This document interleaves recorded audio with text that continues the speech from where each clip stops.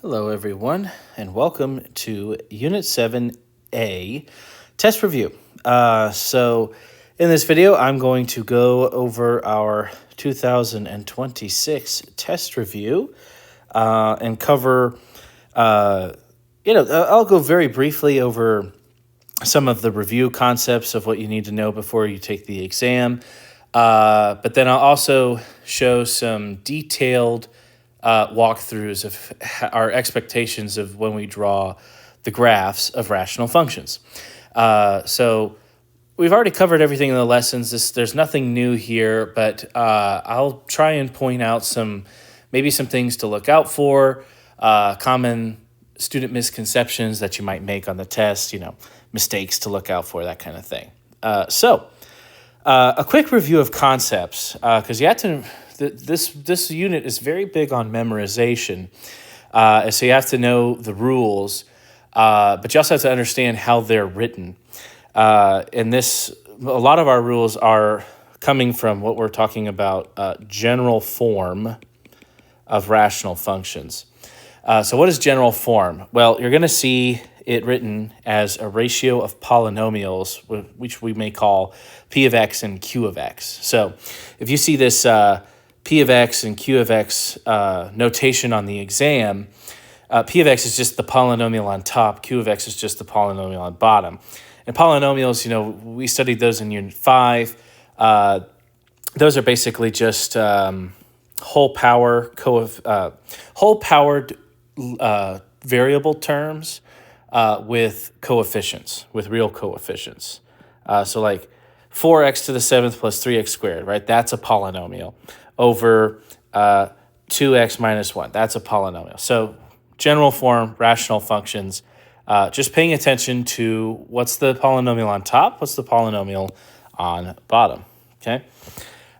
So first rule is horizontal asymptotes. So in this test review, it's really just asking you to make up a function that might demonstrate these rules, right? The function f of x equals blank. There's nothing here, right? So we have to make something.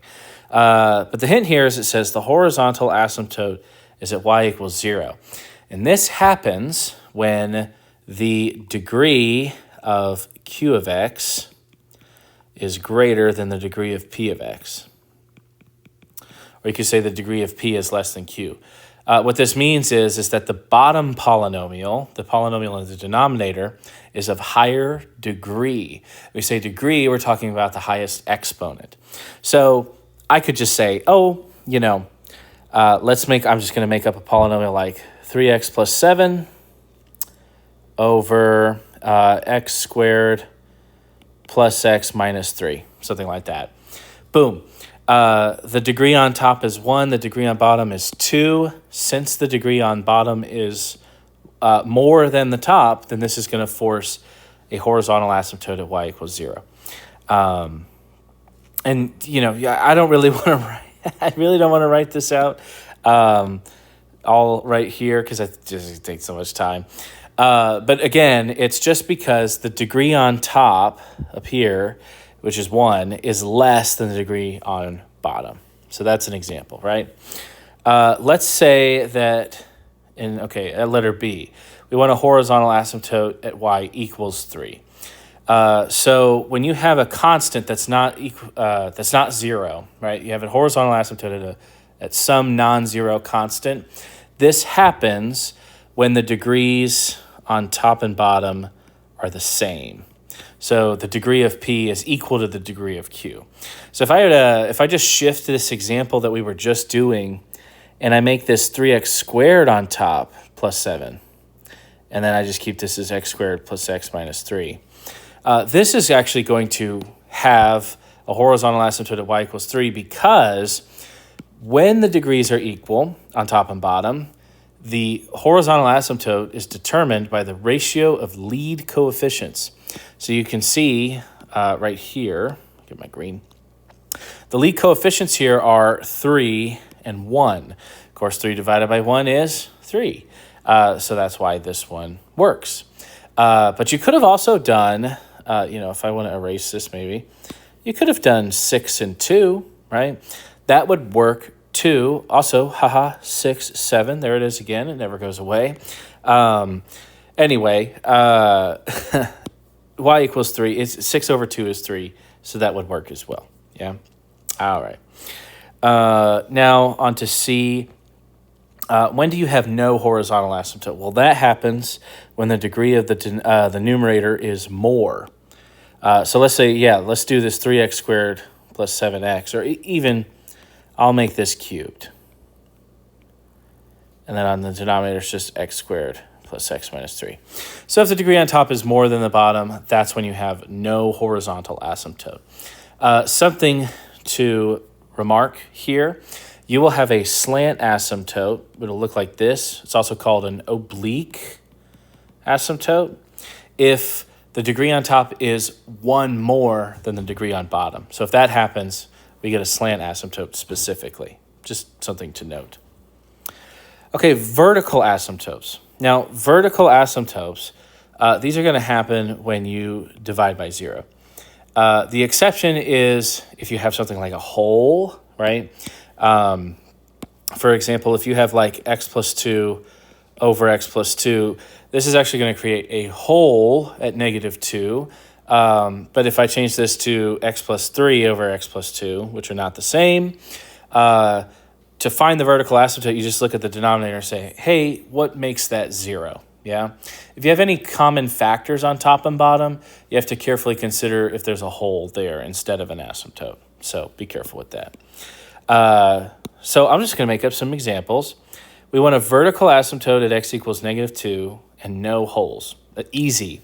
That all I need is if the vertical asymptote is at x equals negative 2, then negative 2 plus what would be 0, right? Well, I'd have to add 2. So I would say x plus 2. You can see here is, the thinking is, negative 2, if x is negative 2, I'm scribbling that. If x is negative 2, then negative 2 plus 2 is 0. Vertical asymptotes happen if you do like a number divided by 0. So that would work right there. Let's see, a function that has 2 vertical asymptotes. Now this is interesting. We got one at x equals 5 and one at x equals 1/3. So the numerator doesn't really matter. I'm just going to keep putting the numerator as 1. And this is going to have 2 factors. X minus 5, this would the root of that would be 5, so that would work. But 1/3, well, you have a couple options. You could do x minus 1/3. I mean, look, that would work, okay? That would work. I'm probably going to write this one as 3x minus 1 because typically with polynomial factorizations, we like to preserve our factoring with integers rather than try to avoid any fractions. Can we have fractions? Absolutely. But if you look at my factor I've drawn, 3x minus 1, if you set that equal to 0 and solve for x, we get 1/3. So that's why that would work. Okay. Let's see here. Vertical asymptote at x equals 3 and a hole at x equals negative 7. So if you want x equals 3, you need a factor of x minus 3. But if you want a hole at x equals negative 7, then you got to do x plus 7 on the bottom and x plus 7 on the top. That is going to create a hole at negative 7.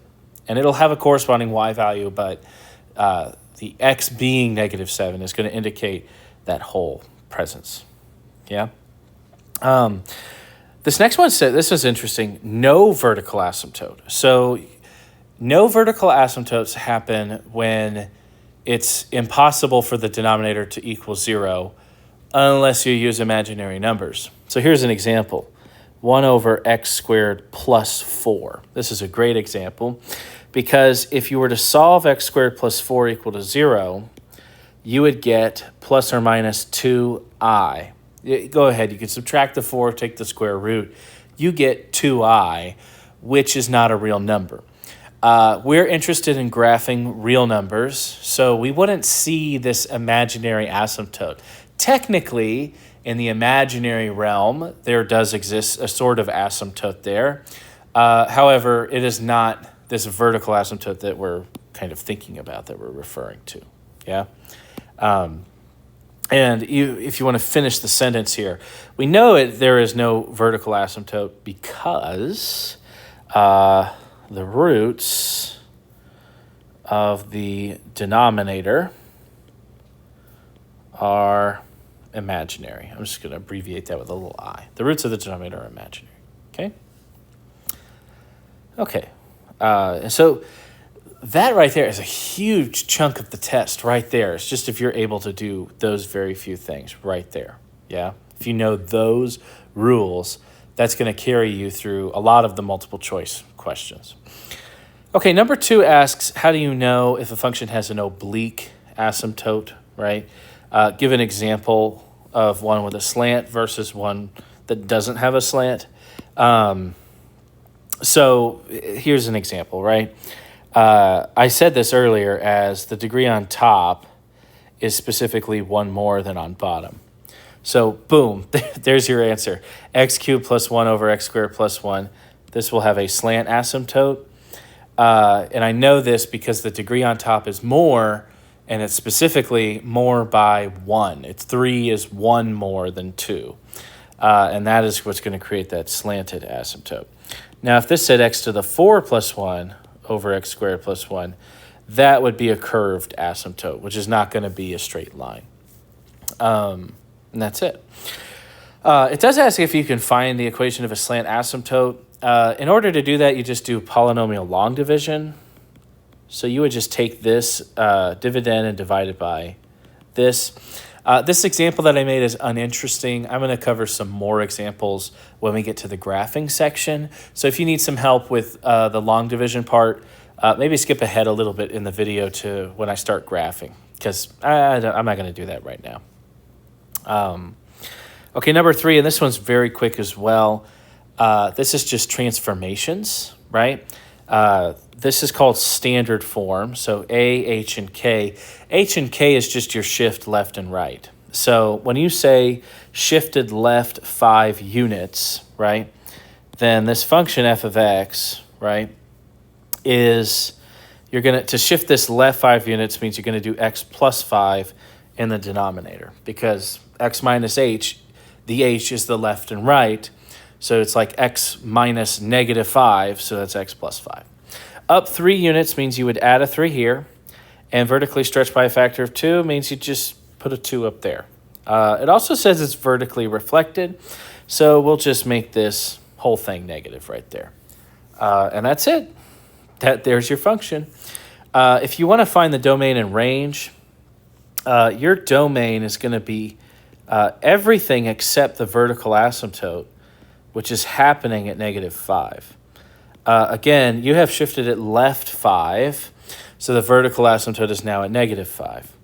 The range is now at, or is limited by 3, so we're going to skip it's all real numbers except that shift up by 3. Again, your parent function's horizontal asymptote's at 0. We have shifted this up 3, so that's where it's there. And the parent function doesn't touch the horizontal asymptote, so we know not to do any sort of inclusion or anything like that. Okay? Alrighty. All right, let's see here. How do you know when a graph has a hole? Well, we've kind of covered this, right? I already mentioned this a little bit. This happens when you have the same factor on top and bottom like this, right?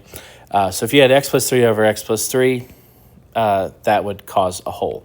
I could also do like an x minus 2. So the x minus 2 is causing a vertical asymptote, but the x plus 3 over x plus 3, that is causing a hole. Yeah?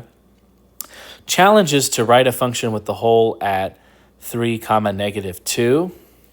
That's not that hard of a challenge. All you would need to make sure is, okay, you need an x minus 3 on top and bottom, right? But then when you cancel these out, you're going to need there to be like a negative 2 somehow, right? The easiest thing to do would just be make that negative 2. Because this will basically cross this out and then become negative 2. That is very uninteresting, however, and I don't think that really constitutes a rational function. I mean, I guess it does, but how would that graph look like? Well, it would be a solid line at -2 like this, but when x is 3, there would be a hole missing, which is uninteresting. So if you wanted to play around with this a little bit more, right? Of course, we need that x minus 3 and x minus 3. But maybe, let's put some more x's here. Let's do something like this, where this is an x and this is an x. And the hole is going to happen when x is 3. So I would need some number divided by some number to equal -2 after plugging in 3. So let's see here. If I could just pick something, let's try 8 divided by -4. Why not, right? So if you did, let's see here, x minus 7 on the bottom, right? Because then if you plug 3, right, if you made x3, 3 minus 7, that would get you this -4. And you could add 5 to 3 to make that 8. So there you go. There's maybe a more interesting graph. That'll look a lot more like the parent function, I think, because it'll just be, you'll have a vertical asymptote at 7, a horizontal at 1, and so, your graph might look something like this, but it'll have a hole at 3, -2, somewhere like right there. So anyway, it's not a big deal, but by working through an example like that, you do build your understanding of how to interpret these rational functions. Number 5, what aspect does the horizontal asymptote describe? 2 words. It's called end behavior. It's just telling you where the function goes as x goes to infinity. And that includes positive and negative infinity, okay? One interesting thing here is we learn in this unit that an asymptote isn't a line that you're not supposed to touch. It kind of is, but it's not really. Specifically, horizontal asymptotes can be crossed. This is because what a horizontal asymptote does is it describes the function's end behavior. So if you look at this graph I've just kind of drawn, you might see some of these when we're graphing throughout some of our other examples. What's going on is as you move on to the right forever and ever and ever, you get closer to this line. Now, over here, some other wonky stuff is happening, but the end behavior is predictable. It's going to a certain place. That's what a horizontal asymptote is. Notice you do touch it here. You do cross it, but that doesn't really matter. Now, what is true, however, one thing, you cannot touch a vertical. So this function would never, you can't, if you had a vertical asymptote like this, you'll never have a function that does something like this. Like that's not a thing. A vertical asymptote is caused by division by 0, and when you're doing something, when you get close to that division by 0, as you approach it, you're going to approach either positive infinity or negative infinity, so it's always going to bend up or down there and never actually touch the vertical. So that part is true, but just don't think in general that asymptotes mean you can't touch them. Okay. How would you determine the domain of a function written in general form? So there's a practice problem here, but really all you have to do is don't divide by 0.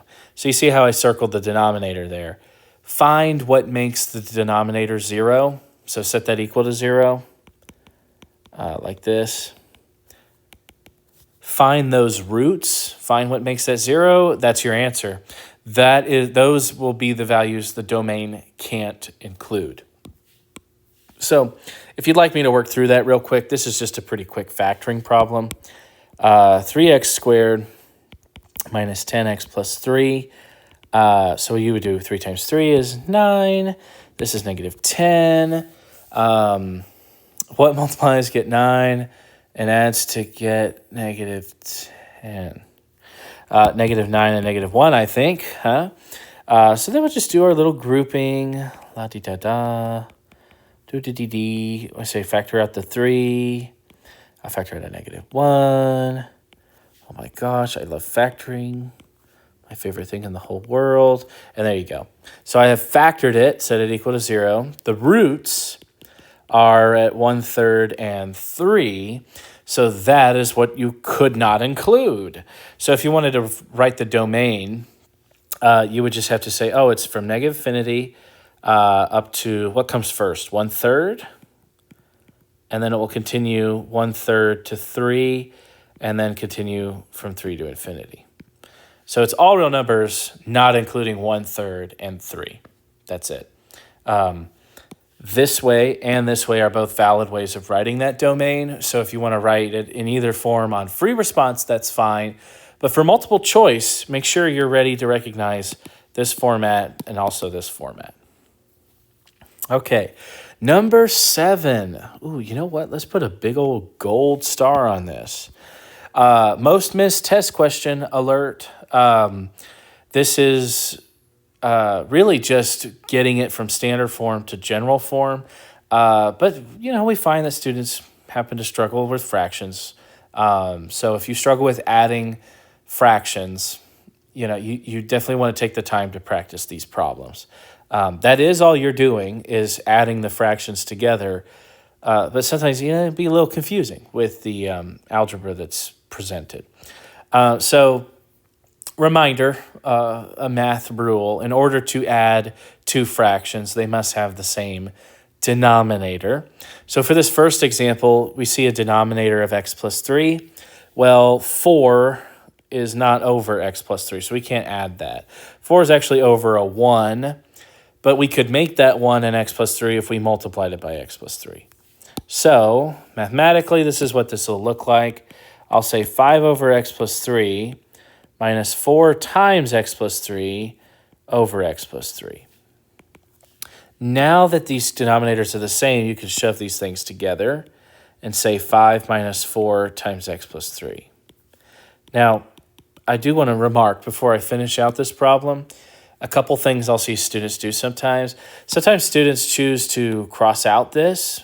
Well, I don't know why you do that. You just put it there so that the denominator would work out. But there's something to really be careful with, and I see this every year on the quizzes, is you see that little negative sign? That negative sign is going to end up doing some distribution. So you might be tempted to do distribute here and say that this is 4x plus 12. And that's fine. That's true. But you're subtracting 4x plus 12. So if you look at the format I've written, I actually held off on actually multiplying that negative 4 because it's a little bit more clear to me that I'm going to do negative 4 times x to get minus 4x, and then negative 4 times 3 to get negative 12. I would definitely look out for that. A lot of students make this mistake. That's why I put a gold star on this. 5 minus 12, that's negative 7. So we'll say negative 4x minus 7 over x plus 3. This will be our answer. Okay? Watch out for that. It's about getting a common denominator, but also paying attention to the plus or minus signs when you're adding or subtracting these fractions. Okay, here's another one. We'll also do this one in gold. And students really struggle, I find, when we add two fractions. I think this example was a little easier, mainly because that 4 has a denominator 1. So the game is just multiply it by that denominator and then it works, right? So, well, true, but hold on. What if they have different denominators completely, right? Because when you have a denominator 1, that works well, of course, because 1 times anything is that thing. What Mr. Speaker confused me. I say, look, this denominator says 2x minus 1, but this says 3 over 4. You see, 4 and 2x minus 1, these are totally different denominators. So how do you deal with this? Well, you take the first one and you multiply it by 4 over 4 because this factor, this 2x minus 1, has no factor of 4 within it. So we have to multiply it by a factor of 4 on top and bottom. And that 4 also doesn't have a 2x minus 1, so we're going to multiply this 2x minus 1. Now, be very careful if you've written it the way I've written it here, mainly because if you look at how I wrote this fraction, I put the little dot here, and then I put the 2x minus 1 right here, this is fine. I haven't made a mistake, but something students might do is only distribute 3 to 2x. I recommend anytime you're doing these multiplications, put parentheses. It's just, it's a bit helpful. It's a little bit of a visual cue, right? Telling you, oh, you have to do distribution. So this is like 1 times 4, which is 4, plus, that's that plus sign, 3 parentheses x times 2x minus 1. And this is, see, all of this is over.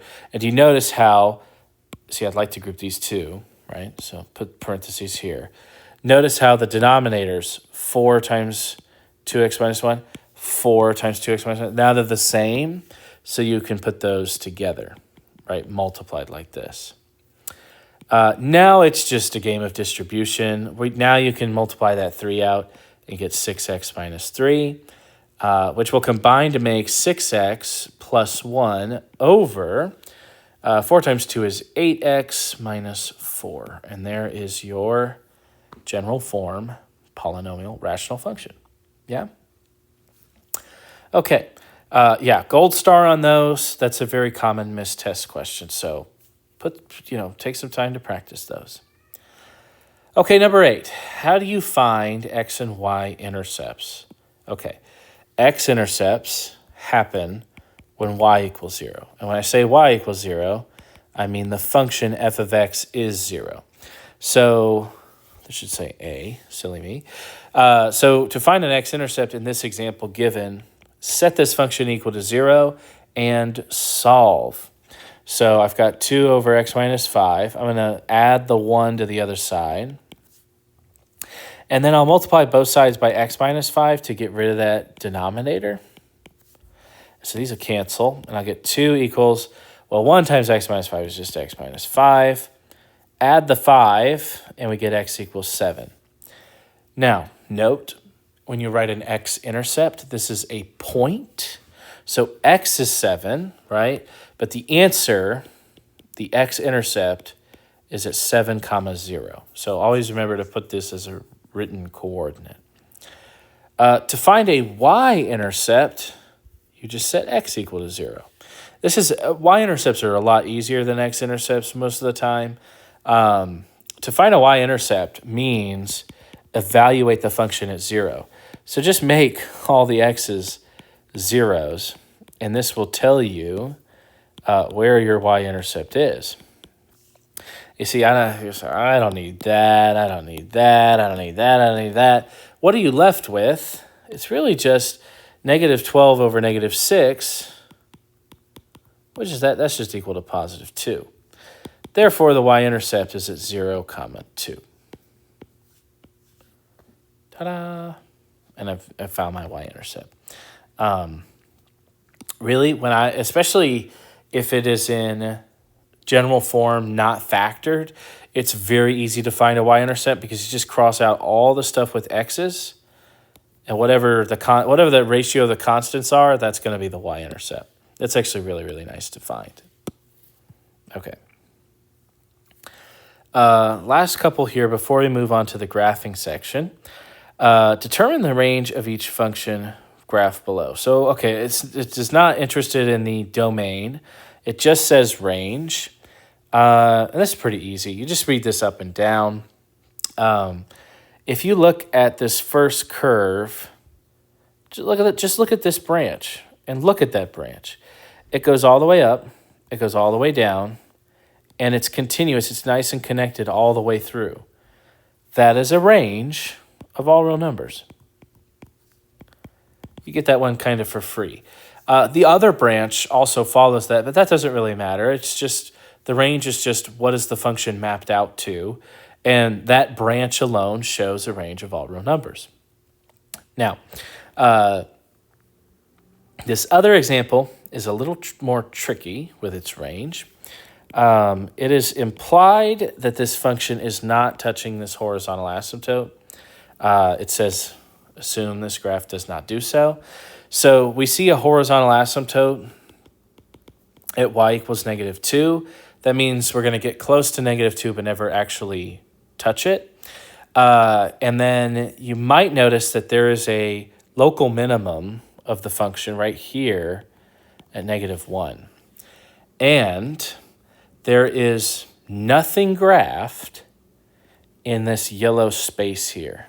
So I'm kind of coloring this. You see how there's no red curve in that space at all? Like up and down vertically, there is no curve. So that's just not in the range at all. So the numbers between -2 and -1 just don't exist in this function's range. So what is its range? Well, it points all the way down to -infinity, comes up until it flattens and nears -2. However, it's an asymptote that we're not touching, so I'm going to do a parenthesis at -2. Union, and then where does the range pick up? Well, it's not in this yellow space, right? It picks up at the absolute or the local minimum right here at -1. So it starts back at -1 and continues upwards forever to infinity. But notice I said it starts at -1. At -1 means including -1.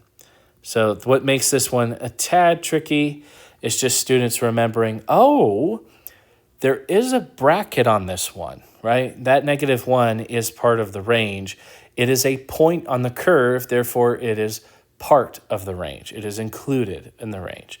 The asymptote at -2 is not, because by assumption, we're not touching it. We're not intersecting that value, okay? All right. Okay, so look, I mean, that right there covers so much of what you're going to encounter on multiple choice. So that handles everything you could see on multiple choice. It's all the rules. It's everything you need to know for this unit going forward. And now we'll go to this next section, which is on graphing practice. And I've taken the time to really talk about the rules already. So, and I think why people might be watching this video really is to see how the graph is made. So I'm going to go through these features and factoring pretty quickly. If you want to review those rules, maybe just rewatch the first half, yeah? Okay, here we go, number 10. So right away, it says simplified function. I'm going to simplify this function out. I'm going to start by factoring. So 2x minus 6, that is a GCF of 2. Factor that out to get x minus 3. And let me look at this for a moment. You can do factor by grouping in the denominator. Let's see, this will be 2x, this will be x, and I'm thinking that's going to be a minus 3, and this will be a plus 1, okay? That'll end up being the factorization of the denominator. You can do that, right? You do your little x puzzle, blah, blah, blah. That's what you'll find. Now, what you notice is you have a common factor of x minus 3 on top and bottom. So when we say simplified function, right, the expectation is this is what you write. You can cross out the x minus 3's and just write 2 over 2x plus 1 minus 1, comma, x is not 3. Okay, so let me explain, all right, maybe why we have to put that there, okay? This is what I'm calling my simplified function. So yes, we're allowed to cross out those common factors of x minus 3. This is what we mean by simplifying, right? We're getting rid of this stuff because it just looks overcomplicated, but it ends up dividing away anyway. However, we have to put this x is not 3 because if x was 3, 3 minus 3 over 3 minus 3 creates 0 over 0, and that makes what's called a hole. So it has a hole at 3, and if I don't put this x is not 3, then this function right here doesn't have a hole. This one doesn't. So I have to say that it's equal to this function, but it having a hole at 3. So that's why I put that notation there. Now, how do you find the hole? Well, we know it's at 3, but a hole is a coordinate. So x is 3. When x is 3, this is causing the hole. How do we find the y value? Well, we're just going to plug in 3 to the function, f of 3. So I'll look at the simplified function. This is going to be way easier with the simplified function. And say this is 2 over 2 times 3 plus 1, and then there's a minus 1. By the way, don't know if you caught it, but do you see that minus 1 there? That is just chilling. That is just part of the function. It's not in the numerator or denominator. In fact, this function was not given to you in general form. It was actually given to you in a sort of variation on standard form. So do not forget this minus 1 there. It is part of the function. You need to include it with your math. So let's see. 2 times 3 is 6, plus 1 is 7. 6, 7, we say. 2 over 7 minus 1. That'll come out to negative 5/7. Right? 6, 7. Okay. Now let's find our x-intercepts. So we have our hole. Our x-intercepts, we did that earlier. You got to just make the function, set it equal to 0 is how you find an x-intercept. So I'm going to add the 1 over, multiply the 2x plus 1 to the other side. So 1 times 2x plus 1, right? Subtract this 1 and divide by 2. So x is at a half. So the x-intercept is at 1/2 comma 0. And finally, the y-intercept, this can be found by plugging in 0. So take this function, but make x a 0.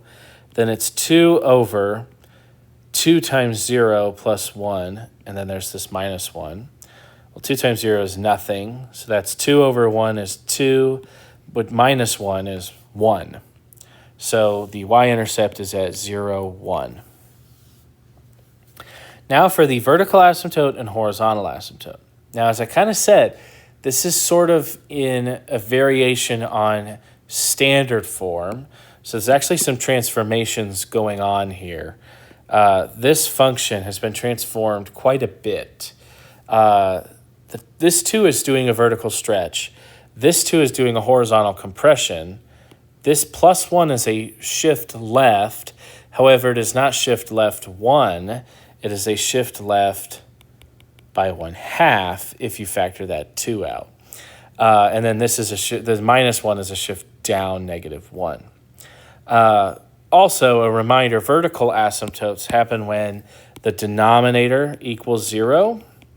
So if you set 2x plus 1 equals 0 and you solve, you're going to get negative 1/2. So it's left 1/2. So your vertical asymptote is at x equals negative 1/2, and the horizontal is at y equals negative 1. I would say this is the part most people have been struggling with, is when functions are written this way. This is very different because I'm not really using my rules for degrees. I'm actually using the simplified function, and it's just transformations of that. Okay. Now let's create this graph. Let's see here. 3, negative 5/7. So that's about here-ish, I would say. 1/2 comma 0, that's about right here. 0, 1's about right here. A vertical asymptote at negative 1/2. I'm going to try my best. And a horizontal asymptote at negative 1. Okay. Now, here's the thing. This is a transformation of the parent function, and the parent function looks like that, right? This is the basic parent function. So if you know that, and I'm hoping you do, we just know that this curve, this branch in the right corner, right quadrant, will just look going up that way, and then flatline this way. And we know that the other branch has to be in the opposite corner or quadrant. So it's got to be somewhere here. And then curve on downwards. Now you can make this graph more accurate if you find another point on the branch or, a few more points on the branches, but it's fine. This is a great graph, and we're done. Notice I didn't do any of the number line testing. If you're saying, oh, wait, aren't you supposed to use like a number line or something? I'm going to do that in the next few examples. But the reason I didn't use it for this one, again, is because the simplified function is in standard form. That's standard form. And that's just transformations. So that's your shift left a half and down 1. That's where I know these asymptotes are. And the function just looks like the parent, okay? I won't be able to do that on some of the other examples. Okay, let's do number 11. And I'm going to change the blue. Okay, so let's factor this guy. I do see a GCF of 2 in the numerator. So I'm going to go ahead and factor out that 2. Okay. Factored form. So let's see, x squared minus 4 plus 4. I believe that is a perfect square trinomial, x minus 2 squared.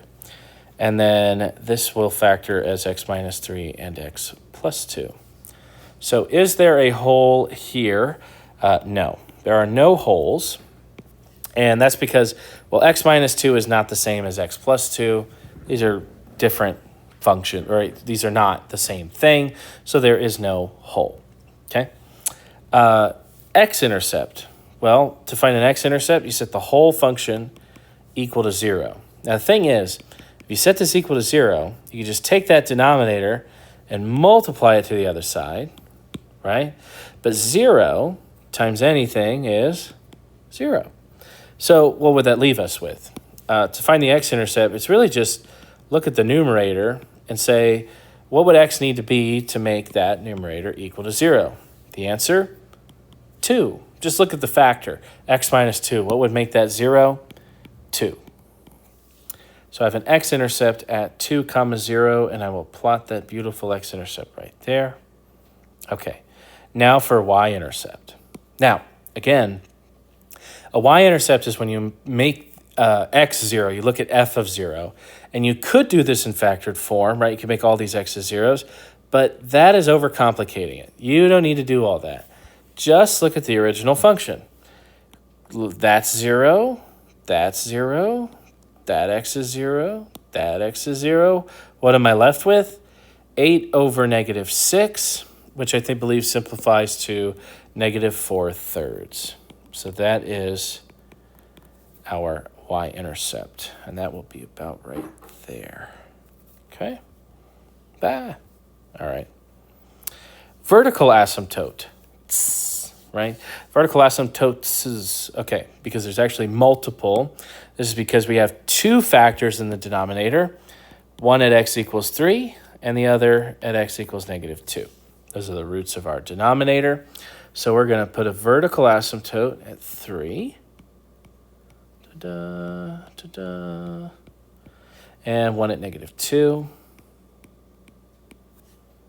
Aren't these so much fun to draw? I love these. All right. And then the horizontal asymptote. This is where we can use the degree rules because we've been given it in general form, right? And I would just look at the given one because all you have to do is look at the degrees. The degree on top is 2. The degree on bottom is 2. So since the degrees are equal, we look at the ratio of lead coefficients. That is 2 divided by 1. So that is my horizontal asymptote. That's y equals 2. Okay. And so now I'm going to put this beautiful asymptote right there. Okay. And now the part that everyone is seeming to struggle with, understandably so, I'd say. What the heck does this thing look like, right? How do you actually draw this? You've got the asymptotes, you've got a couple points, but what? Where do I go from here, right? What do I do?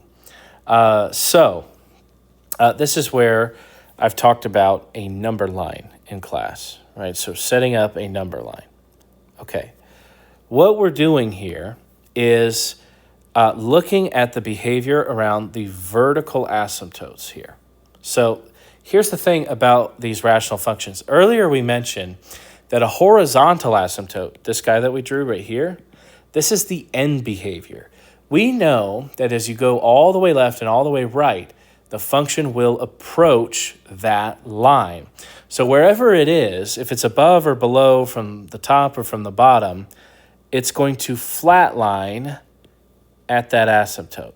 So I don't know if this function is actually coming down like this or if it looks like this. What I do know is that whatever side I am on the left side getting close to this dotted line. The same goes for the right side. Whether it's up, above, or below, I don't really know yet, but I know that it's flatlining there. The real question is when I'm at the vertical asymptote, as I get close to it, am I going up to positive infinity and not touching it? Or am I going down to negative infinity and not touching it? So one way to kind of, I would say it's a smart estimation. It's an educated guess, right? As to what the behavior of the function is pick numbers very close to your asymptote, right? So see, kind of I'm drawing a little column here. Pick things that are close. If you look at the sign of the number, if it's positive and you're really close to it, well, if you're super close, you either are on this part of the curve that's going up or you're on this part of the curve that's going down. If you're going down, that would be a negative number. If you're going up, that would be a positive number. So what you want to do is pick something near it and just think, is that y value, is that output going to end up a positive or a negative number? So we have a vertical asymptote at -2 and another one at 3. This means we need to test on both sides of both asymptotes. So what I'd like to do is I'm going to pick a number. I'll switch to red again. Pick a number very close to -2, like -2.1. That's like right here in red. Yeah, that's -2.1. It's on the left side of -2. If I go back to the original function, or sorry, the factored function right here, right? The factored function is 2 times x minus 2 times another x minus 2, because it's getting squared, right? Over x minus 3 and x plus 2. So I'm looking at this, but I'm replacing all the x's with -2.1. So let's just go ahead and do that, right? -2.1, so -2.1 is replacing this x and subtracting a 2. That is a negative number. I don't care that that's -4.1 specifically. I just care about the sign of the number. So I'm putting a -2.1 minus 2 is a negative value. Then I do it again. -2.1 minus 2. That is another negative value. Divided by -2.1 minus 3 is another negative. And -2.1 plus 2 is just barely negative. So it's negative. Now, multiplication, division, same thing basically. You say, what, really? Yeah, kind of. Multiplying by a half is the same as dividing by 2, right? So you can think of division working just like multiplication. If you had 4 negatives multiplied or divided, whatever, 4 negatives in multiplication with each other gets a positive. So you can think of it like this. A negative times a negative is a positive. And on the denominator, a negative times a negative is a positive. And a positive divided by a positive is a positive. So what this means, I'm looking at the sign. This is called a sign chart. I've plugged in -2, and I see that the result is some positive number. So on the left side of -2, the asymptote, I get a positive. This means the function is going up. So I get positive. The function is going up on that side. So over here, I'm going to put a little up arrow like that, because that's on the left side of -2. And now I just repeat this process, and I'll go quicker here. I repeat this process for all the other values, right, near -2 and 3. So I've tested the left side. Let's go ahead now and test the right side and do negative 1.9. That'd be like right here. So I'll keep this here. And negative 1.9 minus 2 is negative. Negative 1.9 minus 2 is, again, negative. Negative 1.9 minus 3 is negative.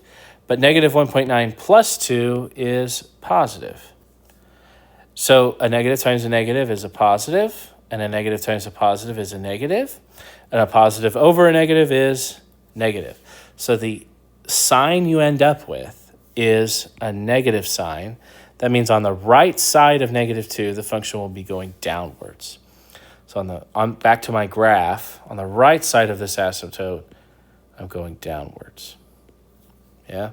Can you see how my arrows here are kind of matching what's going here? They're pointed in opposite directions. Okay? Let's keep going. Let's test now a number close to 3, like 2.9. So 2.9 minus 2 is positive. 2.9 minus 2 is positive. 2.9 minus 3 is negative, and 2.9 plus 2 is also positive. So positive, positive on top, it makes a positive. Negative, positive on bottom makes a negative. And a positive over a negative is a net negative, which means we're going downwards. Downwards like this. That's kind of crazy. Is that right? Is that right? Wow. Is he really going to do that? Okay. You know what? I wasn't expecting that. I was not expecting that. I might have to spoil this for myself in a second. Okay, let's test one more. I hope I've not surprised myself. And then now we'll test 3.1. So that's on this side. So 3.1 minus 2 is positive. 3.1 minus 2 is positive. Positive. Positive. We get a positive, so it's going upwards. So this should be right here. Okay, so now we can make the graph. Now, I would just do the tail ends first. So looking at this arrow here, you know on the right side you approach this asymptote, so you're just going to kind of curve towards it. And it's not going to be perfect, but it's just going to be your best. That's all we ask, your best. There it is. Okay, and I'm going to do the same thing for this arrow because it's the nearest on the left. You know, get a flat line to this asymptote here. I typically flip the paper kind of sideways when I'm drawing these, but it's kind of hard for me to do that digitally. So there we go. I got this. And now, in this sort of between the asymptotes, I need to just sort of connect these. So I have a couple points. So it looks like we're going to have to bend up through this point. And it looks like we're going to bounce off this x-intercept and then go down and approach the asymptote there. So it looks kind of crazy, but that is what it looks like. Oh my gosh, what a nice, beautiful graph that is. In fact, do you know who this looks like? This looks like Ghostface. If you look at this, you say, who is Ghostface? You ever seen Scream? You say, oh, what's your favorite scary movie?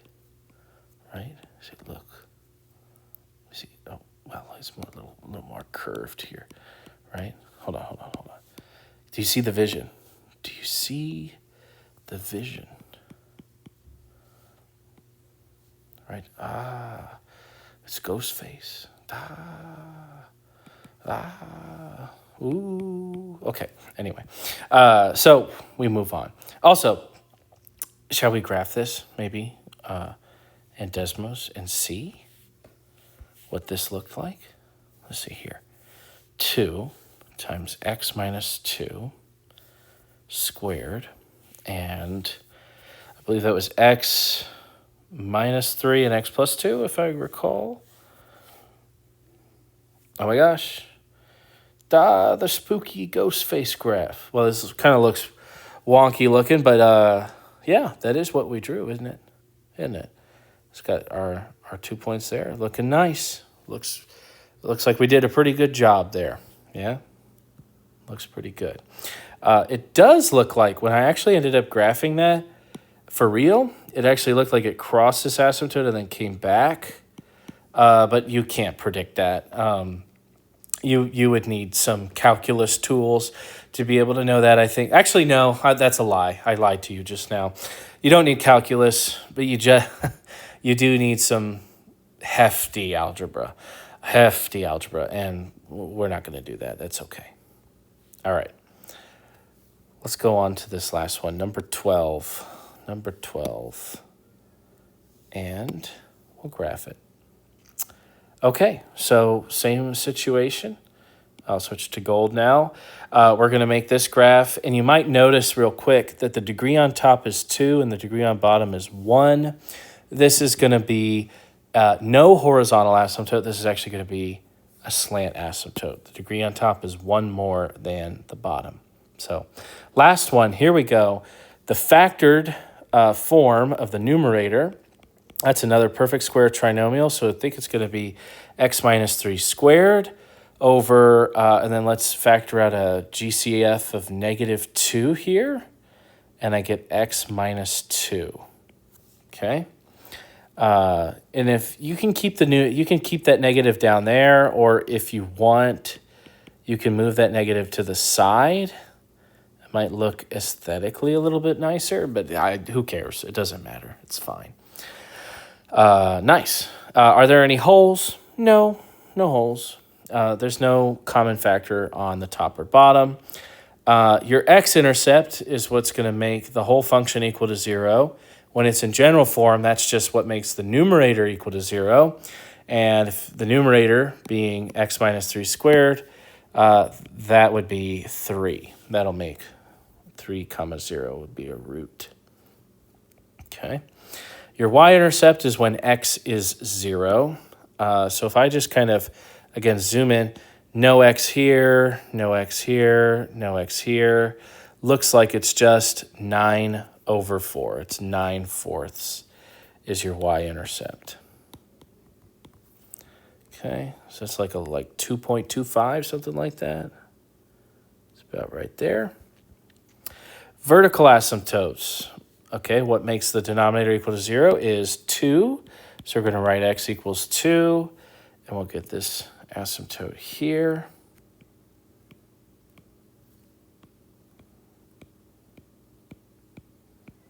All right. And last is the slant asymptote. So now we get to do another example of what this really looks like, right? I said earlier that I would do a slant asymptote example. Here we go. So we have to do polynomial long division. I'm going to switch back to blue here. With x squared minus 6x plus 9 divided by 4 minus 2x.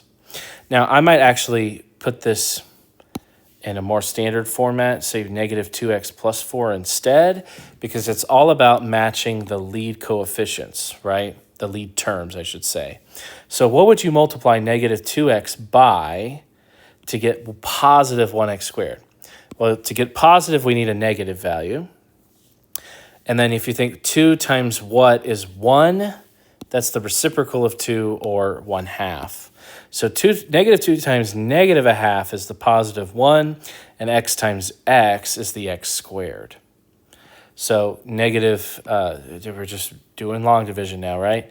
Negative 2x times negative 1/2x is positive x squared. That was the point of that. And then 4 times negative 1/2x, well, negative half of 4 is negative 2x. Now we're going to end up subtracting this. So we're going to subtract this one. And if you subtract a negative, you make that a positive. So these will cancel. And negative 6x plus 2x is now negative 4x. Then there's my plus 9. And then negative 2 times what is negative 4? We already have the x's. So negative 2 times positive 2, right? Negative 2x times positive 2 is negative 4x. So that'll make that match. And then the 4 times this 2 will be the 8. And then we're going to just subtract this, right? So negative 4x minus 5 is gone, and 9 minus 8 is 1. Now, I will let you know, the second you got that 2, you could have stopped the problem. That is because this is the last constant. Everything after that constant is going to be a remainder, and we're actually not interested in the remainder. You can write that the remainder is 1 over negative 2x plus 4, but the thing is the slant asymptote is the asymptote's end behavior. It's where you're going, and at infinity, this remainder will always go to 0. It'll basically become nothing, so we can kind of scratch it out. And what's left, that linear equation there, is the slant asymptote. So my slant asymptote is y equals negative 1/2 x plus 2. Now you have to try your best to try and plot this line. If y equals negative 1/2 x plus 2, your y-intercept is at 2, and the slope is down 1 over 2. So down 1 over 2. So let's try and make a line. Ooh, that's bad. Let's try that again. Down 1 over 2, down 1 over 2, down 1 over 2, down 1 over 2, right? And then over 2, over 2, over 2, over 2. Okay. Something like that. Yeah, and that's my slant asymptote. I still do need to do the testing around the vertical, right? So I am going to test around 2. Again, this slant asymptote is the end behavior. Now, what's probably going to happen is probably going to look like this, right? And I know this because of the intercepts that we have found, right? It's less likely that it's going to do something like that, but I don't know. Actually, it might, right? So we have to double check. So around this vertical asymptote at 2, we're going to plug in like 2.1. And I'll come down to this function here. Now, let's be careful here because you have a negative in front. So there's a negative sign. And then it's x minus 3 squared. So 2.1 minus 3 is a negative, but a negative squared is a positive. And then in the denominator, x minus 2, 2.1 minus 2 is a positive. So negative positive over positive is a net negative. So the function is, and maybe I'll switch to red here, on the right side going down. The right side of the vertical asymptote is going downwards, which is what we predicted. And then let's see here, the left side, if I change this now to a 1.9, then it's a negative from this sign. And then 1.9 minus 3 is negative, but then squared is positive. Over 1.9 minus 2 is negative. And so negative, positive, negative makes a net positive. So as predicted on the right side, it is going up, which means it's going to be going up like this. So now all we have to do is weave through, make sure you hit these points and then approach the slant asymptote. So we're going to come up from this line here, going to hit this point and then curve towards the slant asymptote like that. Take the other one, it's going to have to curve towards this y-intercept and then approach the slant asymptote. Something like this.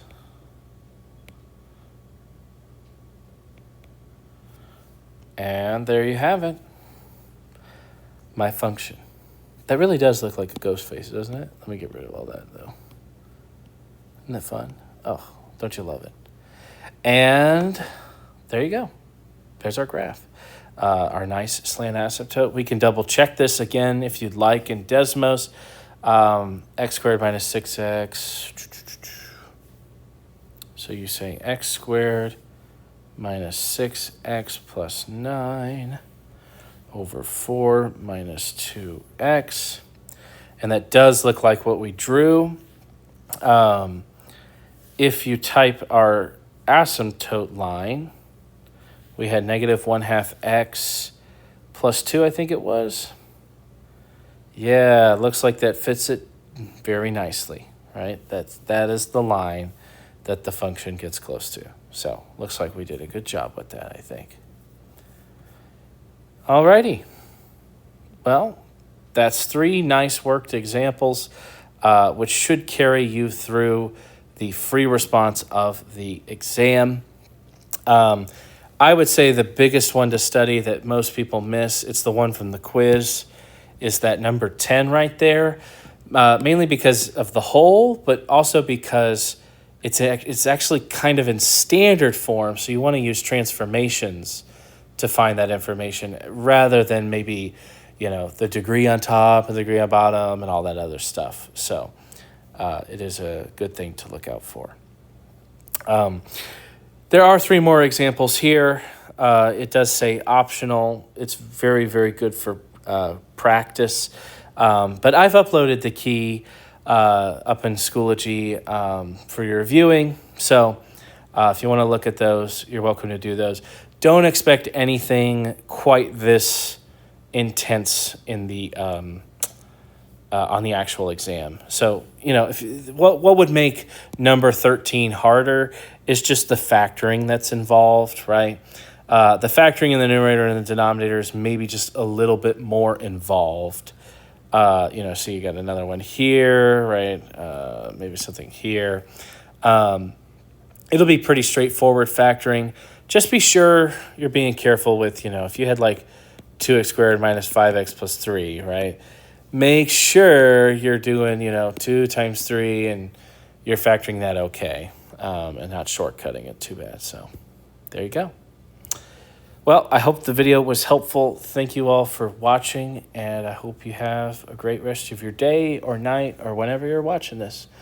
And good luck on your test. I'll see you later.